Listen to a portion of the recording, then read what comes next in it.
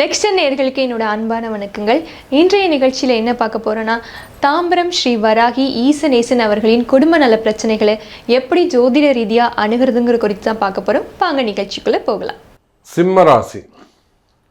இப்போது சிம்ம ராசின்னு எடுத்துக்கிட்டிங்கன்னா, நான் சொன்ன எல்லா பிரச்சனையும் அவங்களுக்கு இருக்கும். ஒரு குடும்பத்தில் வேலையின்மை அல்லது வேலை போயிருக்கும், வேலை போனதால் ஒரு குடும்ப கஷ்டம் உங்களுக்கு தெரியாதது இல்லை. அதனால் வரக்கூடிய வீண்பலி அவமானங்கள், அவமரியாதை. இன்னும் சில இடங்களில் பார்த்தீங்கன்னாக்கா மெயினாக குடும்பத்தில் ஒருத்தருக்கு ஒருத்தரையும் நம்ம அனுசரணை இல்லாமல், யாருக்காக நீங்கள் கஷ்டப்படுறீங்களோ அவங்களே உங்களை புரிஞ்சிக்காமல் இருக்கிறது. இப்போ சிம்ம ராசியுடைய கஷ்ட நஷ்டங்கள் தொழில் கஷ்டங்களாக இருக்கலாம், நீங்கள் ஏதோ ஒரு சின்ன சின்ன தொழிலாக கூட இருக்கலாம். அதில் வரக்கூடிய கஷ்டங்கள், எவ்வளோ முயற்சி பண்ணுறேன் சாமி, நான் அவ்வளோ கஷ்டப்படுறேன், எங்கள் வீட்டுக்காரர் அவ்வளோ உழைக்கிறாரு, எங்கள் வீட்டுக்காரம்மா அவ்வளோ ஹார்ட் ஒர்க் பண்ணுறாங்க. அப்போது அப்பா அம்மா அவ்வளோ கஷ்டப்பட்டு உழைச்சா கூட அந்த குடும்பம் முன்னுக்கு வராமல் இருக்கிறது. ஏதோ ஒரு என்ன சொல்கிறது, ஒரு செய்வினை செஞ்ச மாதிரி ஒரு முடக்கு. எங்கள் குடும்பத்துக்கு யாராவது ஏதாவது செஞ்சிட்டாங்களா கூட நாங்கள் யோசிக்கிறோம். அந்த மாதிரி எதுவும் கிடையாது. ஆனால் எங்களுக்கு அந்த மாதிரி சிந்திக்க தோணுது. சமீபமாக ஒரு ஃபோன் கால் வந்தது சிம்ம ராசிக்கு. அவங்க அண்ணன் வந்து ஒரு வக்கீலாக இருக்காங்க, அட்வொகேட்டாக இருக்காங்க. அப்புறம் அவங்கள நோக்கி வரக்கூடிய ஒரு பெண்ணோடு அவங்களுக்கு தொடர்பு ஏற்பட்டு போகுது. ஒரு நல்ல செட்டியார் குடும்பம், கௌரவமான குடும்பம். அவங்க தம்பி வந்து ஒரு ஸ்கூல் டீச்சராக இருக்காங்க. அம்மாவோட சேர்ந்து தம்பியும் வந்து அண்ணனை எப்படியாவது காப்பாற்றுங்க, அது அன்னைக்கு தெரியாது, எப்படியாவது அண்ணனை காப்பாற்றுங்க அப்படிங்கிறாங்க.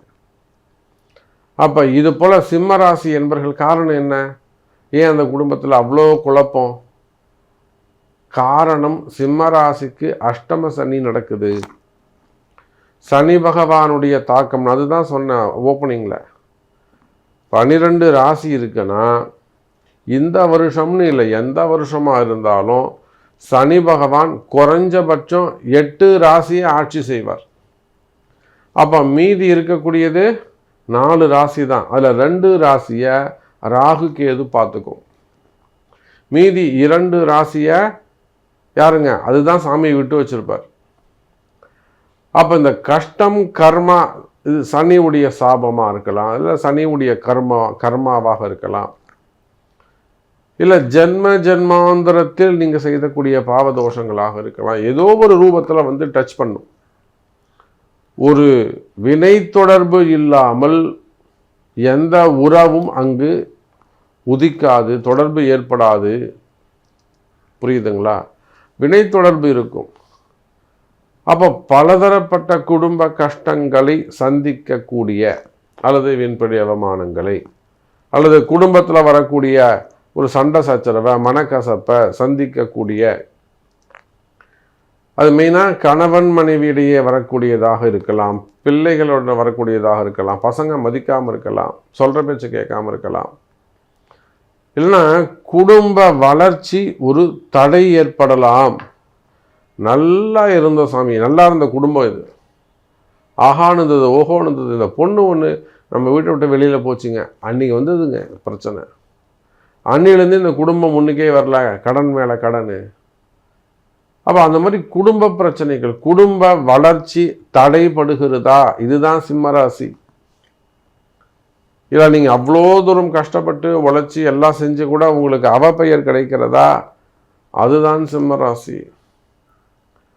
இல்லை எல்லாத்தையும் செஞ்சு முடிச்சுட்டு போய் படுத்துக்கிறீங்க, உடம்பு சரியில்லை, உடல்நிலை ஆரோக்கியம் சரியில்லை, எழுந்திருக்க முடியல, உடம்பு அடிச்சு போட்ட மாதிரி இருக்குது, காலையில் தூங்கி எழுந்துக்கவே முடியல, 2 பேரும் காலை பிடிச்சும் கையை பிடிச்சும் இழுக்கிற மாதிரி இருக்குது, மீறி எழுந்துக்கிற மாதிரி இருக்குது. இதெல்லாம் ஒரு அறிகுறி தான், செய்வினைக்கான ஒரு அறிகுறி தான்.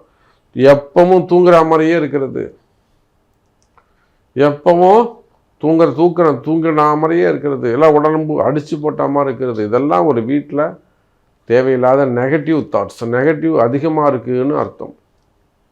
அந்த வீடுகளில் தான் இந்த மாதிரியான செயல்பாடுகள், கஷ்டங்கள், குடும்ப பிரச்சனைகள், அதே போல் கணவன் மனைவி பிரிவுகள், பல விஷயங்களால், வேலை வாய்ப்பாக இருக்கலாம், வருமானமாக இருக்கலாம், காசு பிரச்சனையாக இருக்கலாம், சொத்து பிரச்சனையாக இருக்கலாம், அல்லது மாமனார் மாமியாரால் வரக்கூடிய பிரச்சனை. இது பொதுவாக சிம்ம ராசிக்கு இப்போ அது நேரம் சரியில்லாமல் இருக்குது. இப்போ சனி தோஷம், சனி பிரீத்தி இதுதான் உங்களுக்கான பரிகாரமாக அமைகிறது.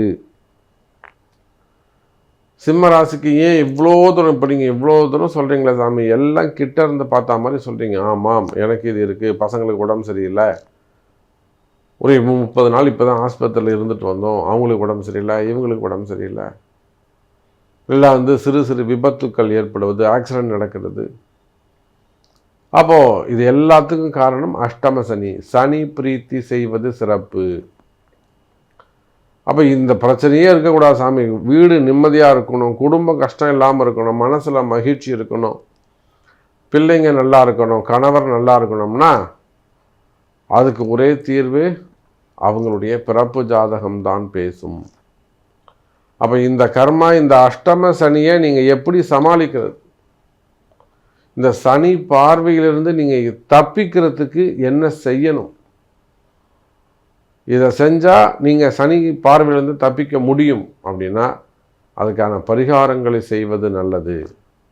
அதுக்கு முக்கியம் உங்களுடைய பிறப்பு ஜாதகம்.